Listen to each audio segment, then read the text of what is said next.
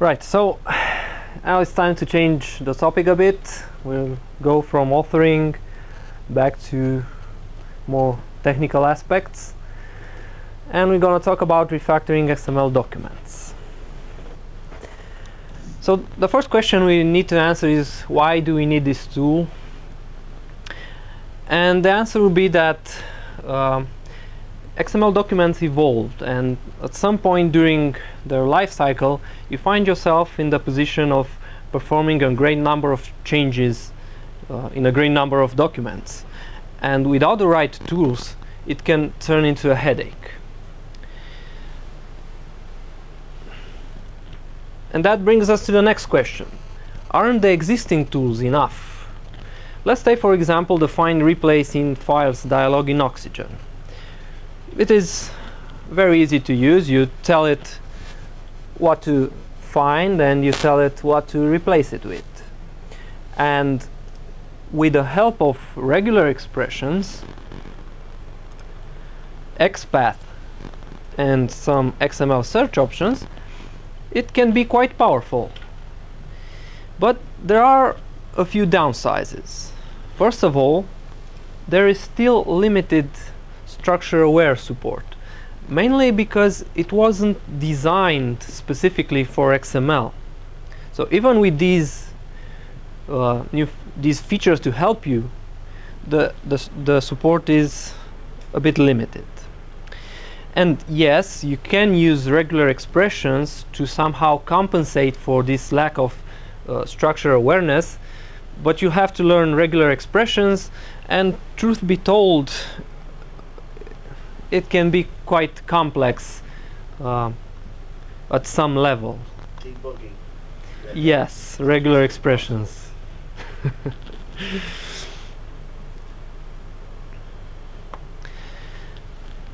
But aren't some existing tools and languages specifically designed for XML that we could use?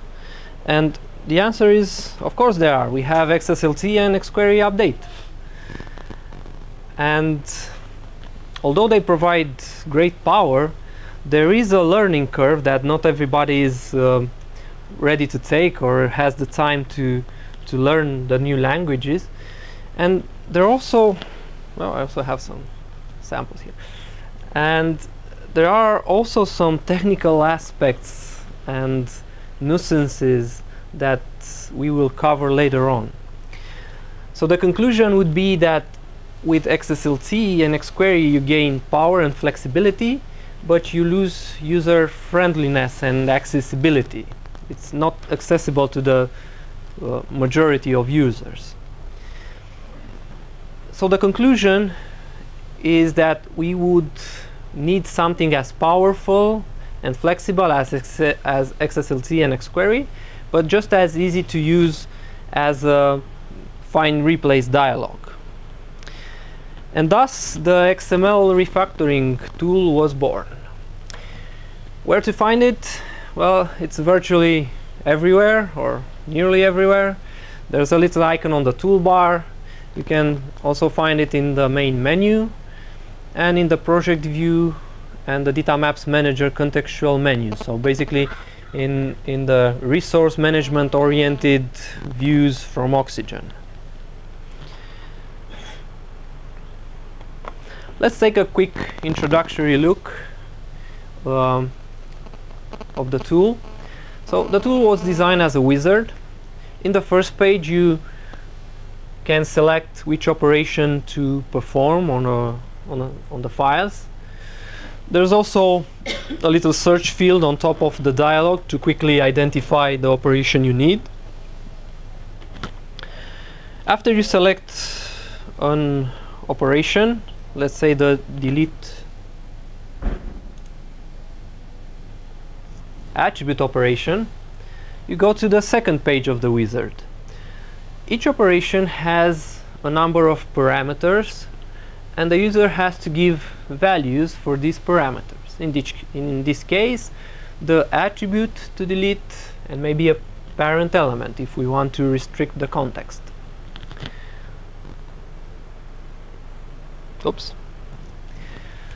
The last page is for selecting the set of files to be processed. There are it's a quite large selection of possible scopes, like the project or opened files, but we will cover them later on when we will go over some practical situations.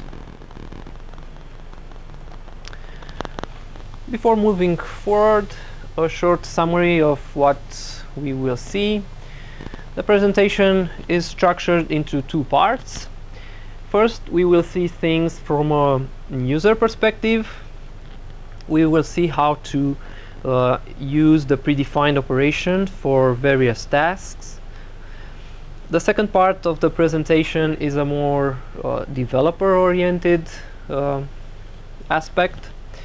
We will see how to create a custom operation for a use case not coverable by the built-in operations, and also how to share it with the rest of the team. I should also mention that for custom operations you will need an enterprise license of oXygen. That might be something worth knowing.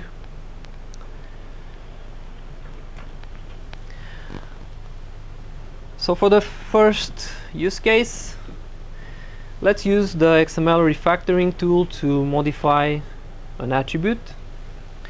My sample files for these situations are from the DocBook vocabulary, and they describe how to install a photo album application on different operating systems, and because of that my files use the OS attribute to profile what content goes on which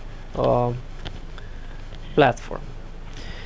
And what we want to do is we want to replace the Windows part of the attribute value with another particle, let's say with Win. If you decide, let's say, that you use Win instead of Windows. Yes, that's an hypothetical situation.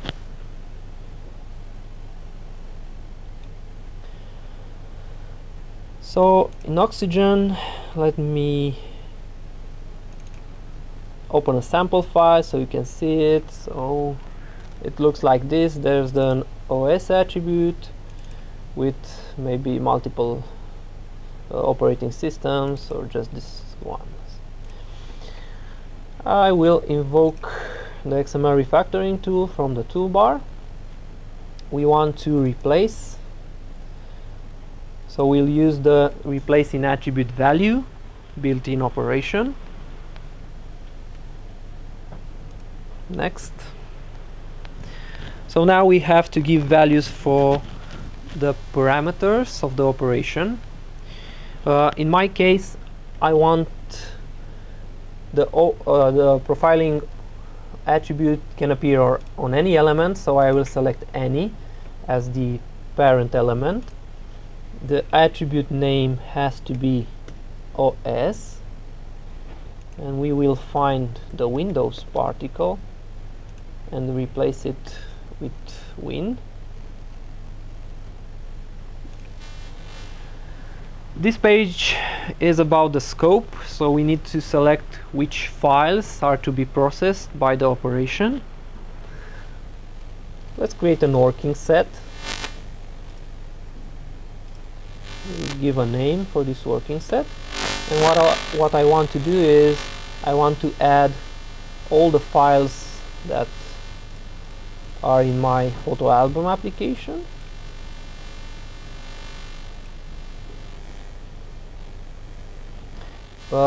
We also have the possibility to preview the changes before actually applying. So let's see what happens. So as you can see, there are 5 files affected, and I can see how the Windows value was replaced with Win. Here it's also like that, so I'm looking for a more complex value like this. So the Windows part was replaced with simply Win. So it's all looking good, so I can just accept the changes, click finish, and the file was updated on the file system. I can see here in the editor. Right.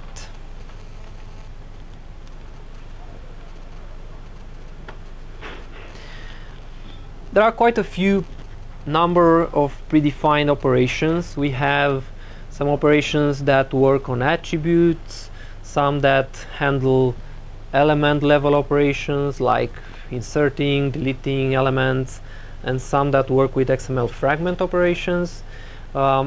Basically, we tried to provide an operation for every basic scenario, for the basic operations. Let's move on to our second use case, and it's about converting an element. This time my files are from the data vocabulary, and what happened is that instead of using a title, some authors have simply used the paragraph with a bold element in it, in these sections. It's awful, yes, I know. They haven't heard of schematron yet. The data vocabulary is lax enough that it allows this, so let's assume that actually happened. And how we can do that? Well, unfortunately, there isn't a predefined operation for specifically this use case, but we can still use it by combining two built-in operations, and that would be a rename element, so we can rename the paragraph into a title, and an unwrap element. We can unwrap afterwards. We can unwrap that bold element and leave only its content. Does that work with mixed content? If you had mixed content in, yes, of course. In the paragraph. Yeah. Sure.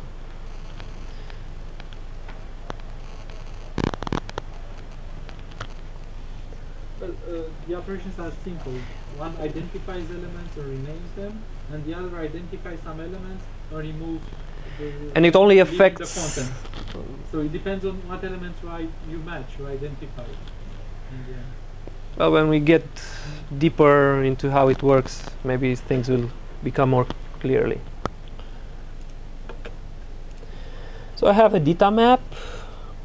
Let's see how many such situations exist. So I can execute an XPath and say that I want to see the sections that do not have a title.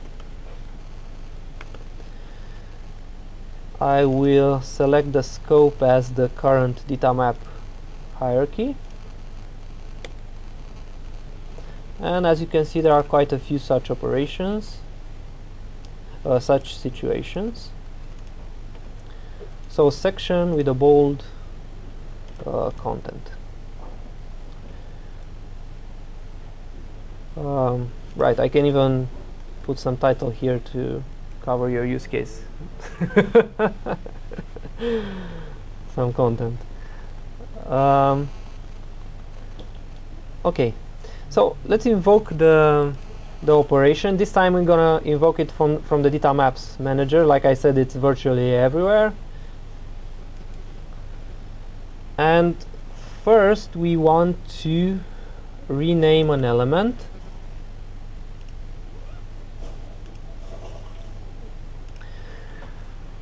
This operation has two parameters. The first one is an XPath. So let's give an XPath to identify the elements to rename.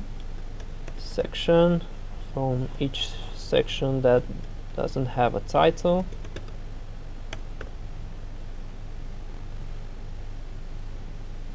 We want to rename the paragraph, maybe the first paragraph with a bold element in it, and we want to replace it with a title. We want to rename it into a title. Next. Can we go back? Yes. I find the first one with the bold rather than the first paragraph?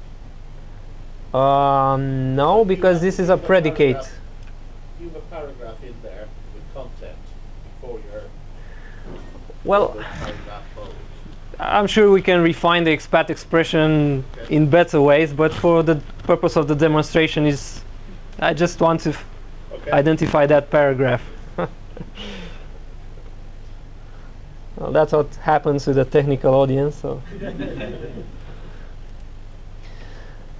this is the scope. Because I invoked the action from the data maps view, manager view, the scope was automatically updated to the current data maps hierarchy. So let's preview the changes. So there are 2 files affected, and the paragraph has been replaced with a title. It's all looking good. So let's accept the changes. The file on the disk also was updated. Now I have a title in each section, but still there is this bold element that we need to get rid of. So again, let's invoke the action. This time we want to unwrap an element. Now I'm really nervous about writing that expat expression. So section, title, it's easier now. Yes. So we want to unwrap the bold element. The scope is the same, and let's preview it. Right, and now the bold element has disappeared and only its content was left. Let's accept the changes.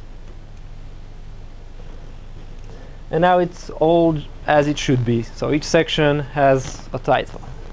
Is it valid to have a bold in that title element? According to the yes. DTD, yes. According to your rules, Yeah. probably not. But do you have to worry about that on each step?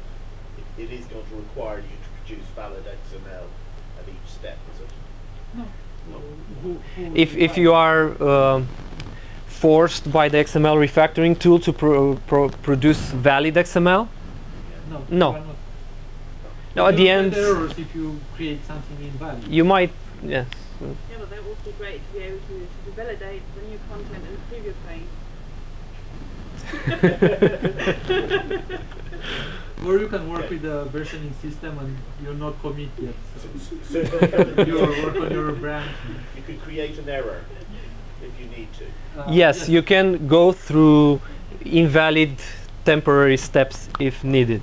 But I think the true power is that you can combine all these into an operation that says pick section titles and do the processing in XQuery or XSLT to actually, take into account multiple things and fixing that, and then the user will just invoke pick section title, maybe not setting any expat expression or parameters. Well, we'll get to that. Titles or something like that. We'll get to that, yes.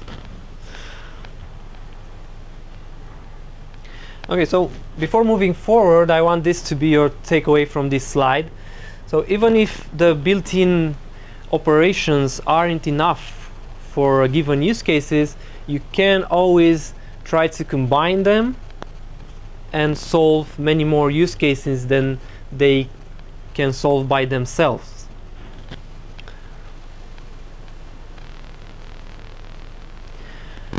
So now it's time to take a look under the hood and see how it all works. You'll be happy to know that it's all based on XQuery Update.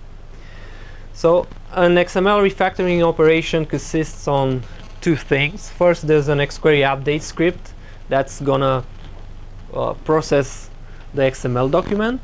And secondly, we have an XML descriptor file which contains information like maybe the operation name, definitions for parameters, and different information.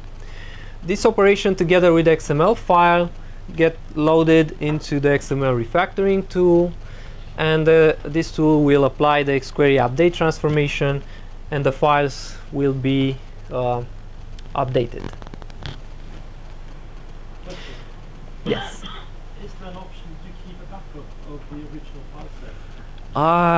It might. Just a second.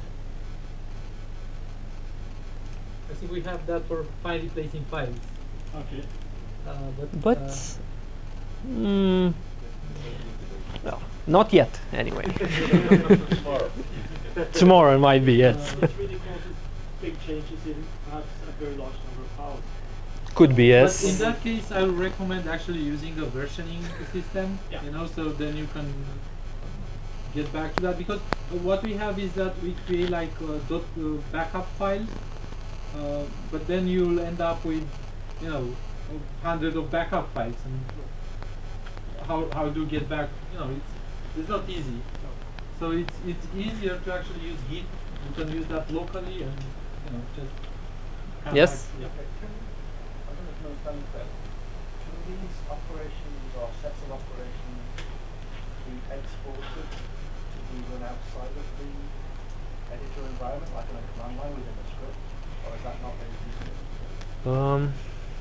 We do not provide Don't that have that. right now, because you will see that basically you can apply an XSLT or an XQuery update script from Ant or Xproc or wherever.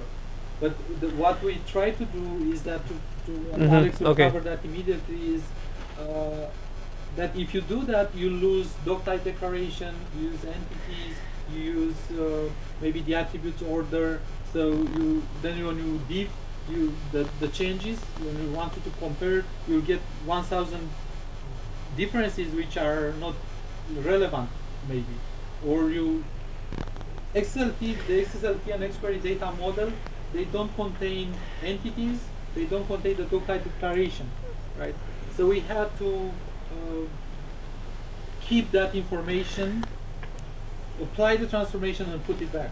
So And yes. we do also tricks to keep the attributes order and so on. So there are two main aspects that we've tried to cover. Firstly, there's this friendly interface that we can offer on top of XQuery, so everyone can easily use these powerful scripts. And the second aspect that the second problem that we had to solve was that an XQuery script doesn't care about the attribute order, and that's okay because it's not relevant. But when I'm committing to my version control system, I would prefer not to have hundreds of fake changes, just some attributes in a different order, not the actual change. And another thing that XQuery does, it loses your document type declaration, and that can also be a problem for some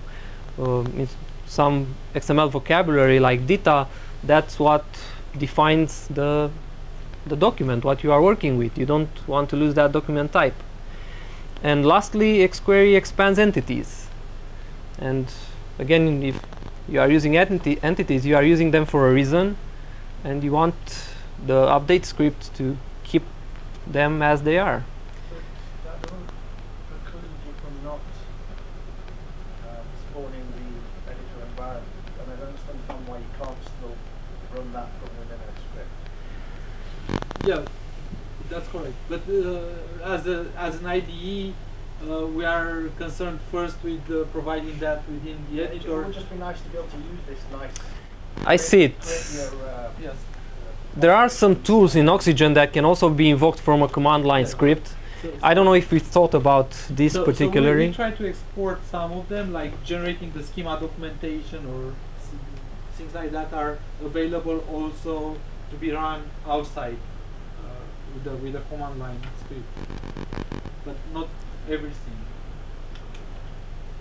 Just because if I want to apply an operation to 1,000 files, getting that list of file names needs to be dynamic, and being able to present it to a command line operation would be quite nice. That we didn't have to export an edit.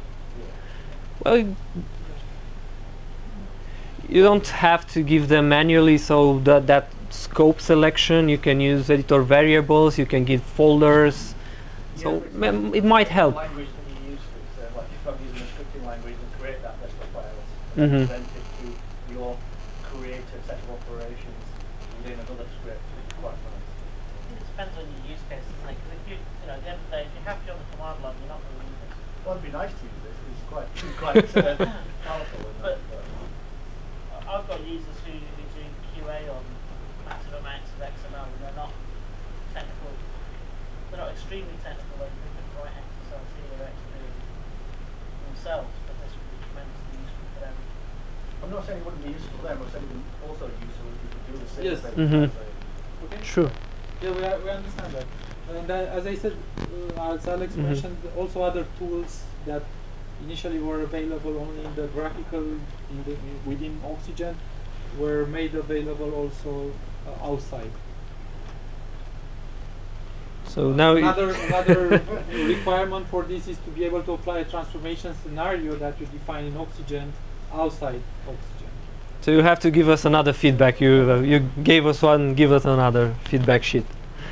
So like I said, another important aspect of this XML refactoring process is the fact that it's going to preserve your attribute order and your doc type, and will preserve the entities, so you can just focus on the script alone. Now let's take a use case that can't be covered by the predefined operations or by chaining the predefined operation, and that's how what we want to do is to convert an attribute to an element with the same name. Again, my sample files are from the data vocabulary, and I want to replace this attribute with an element with the same name. It's valid in the data vocabulary. I think the alt attribute is deprecated. It's recommended for alternative text for accessibility. Right, so it all starts with the XQuery script.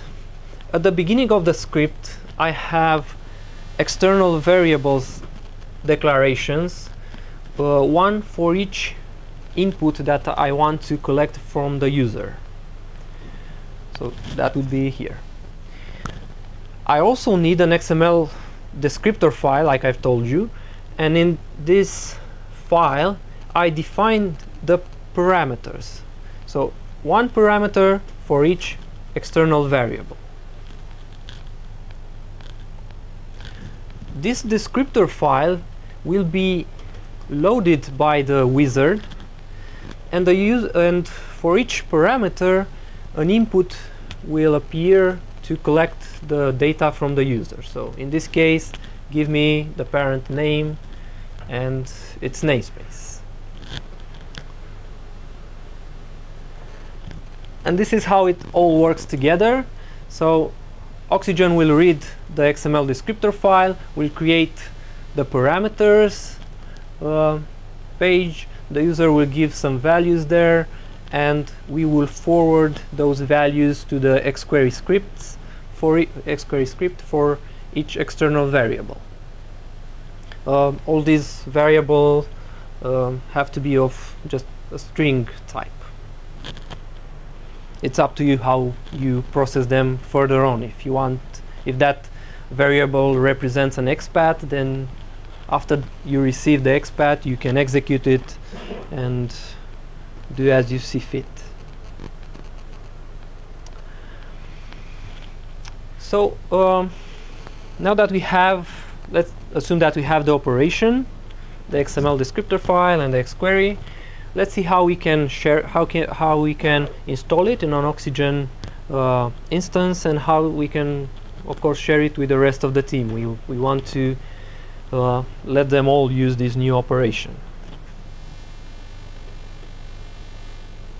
Well, I can also show you the XQuery script in all of its glory.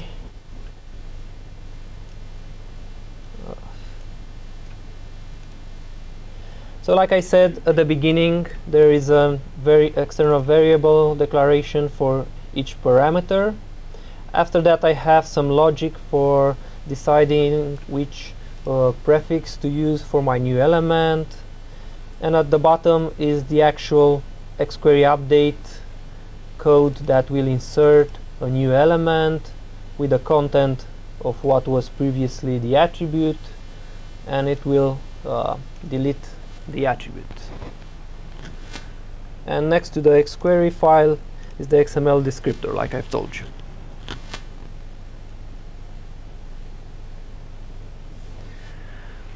oXygen has this concept of a project. So if you're working with oXygen, you probably have a project file, and with a desktop version. And all of your users will be using this project file. So then it's only natural to put these operations into the project file, and this way get them automatically to all the users. So let's do this. To do that, I will go into oXygen, Options, Preferences. I will search for refactoring.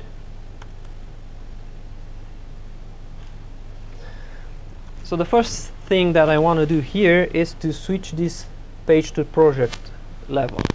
What this means is that all the options from this page will be stored in the XPR file, in the project. So all users who are using this project will also use these options.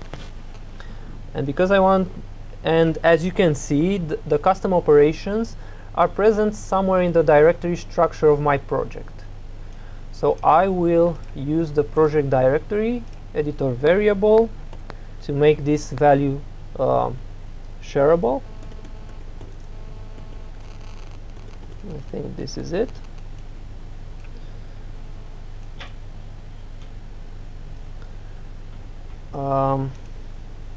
Right. And now if I invoke the wizard, I will see a new operation, the convert attribute to element operation. Before executing it, let me just open a file. And anyone using the same project will see that operation basically. So in this file, for example, I have my image element with an alt attribute. So this file should be processed. Again, let's invoke the action from the data maps manager to get the right scope automatically. We will select the convert attribute to element operation. Now for the parameters, I've chosen to give maybe more parameters than needed for my particular use case in the event of reusing this operation for a different scenario, not only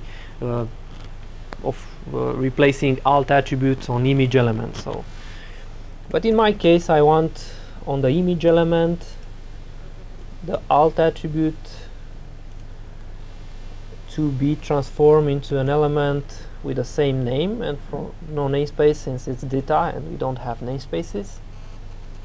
Next, let's preview the changes. Right, so I hope you see this. So the alt attribute has disappeared and an element with the same name is now present in the image.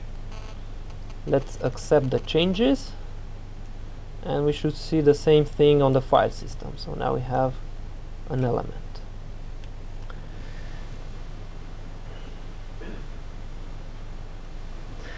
There are other ways to share these operations, and I want to quickly go over them.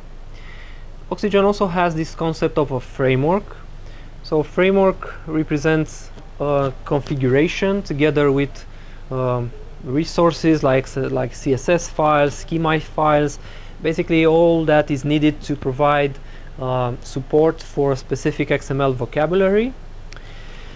And if you are writing your XML operations for a specific vocabulary, then it's only normal to ship them together with a framework, so to put them in the framework.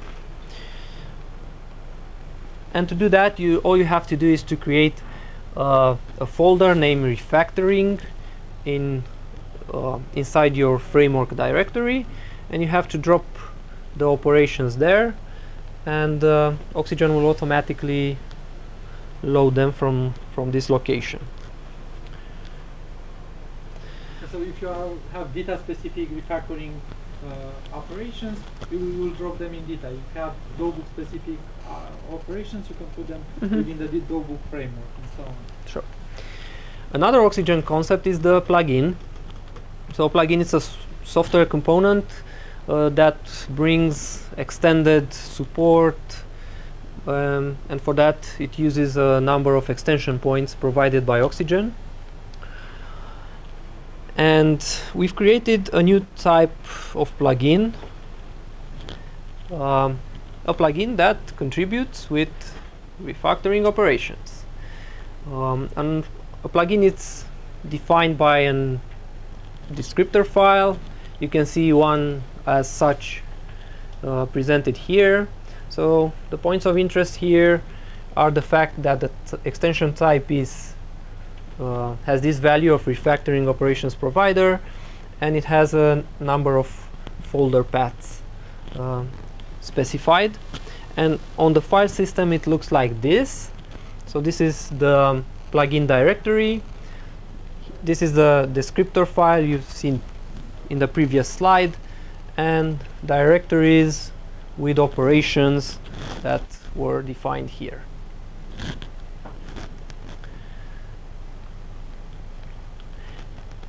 Starting with version 14, oXygen has introduced a support for automatically discovering and installing plugins and frameworks, an add-ons deployment system. So if you choose to ship the XML refactoring operations inside a framework or inside a plugin, you can pack them as add-ons, and the users can install them from a friendly interface like this. So it could look like this. You can say, I want to install some new add-ons. I can connect to all available sites, and the user could see something like this. So I have some list related operations for the data vocabulary. They convert an ordered list to ordered list and so on. So if I need them, I can choose to install them. Another plugin here contributes with dogbook paragraph level operations, converting paragraphs to lists and so on. So maybe if I also use dogbook, I can choose to install this plugin too. After that, I just go over the license agreement and install them, and all those operations will become available to the user.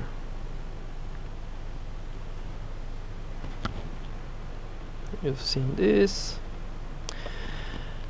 And the last possible way of sharing the framework, if although those weren't enough, in the oXygen installation directory there's a predefined location where you can drop your custom operations and they will be loaded from there. Some future plans quickly, because I'm keeping you from lunch. XQuery Update is great, but XSLT has greater traction, so we thought it would be a great idea if you could define custom operations based on XSLT scripts.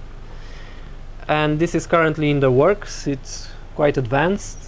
I think we're near completion. Another thing we are considering doing is to add a favorite support. So what that would mean is to save an operation together with some values for the parameters as a favorite. So you could easily reuse an operation in a specific context. That might also be useful if you have that script to run these operations. And we also want to add these operations in the editor contextual menu to make them again easier to use, easier to apply on the current editor, because you'll skip the scope selection. The scope can be it's automatically the current editor, so easier and faster to use. And if you have any other suggestions, we're happy to hear you. And with that, thank you for your attention. If you have any questions, we can always go to lunch, but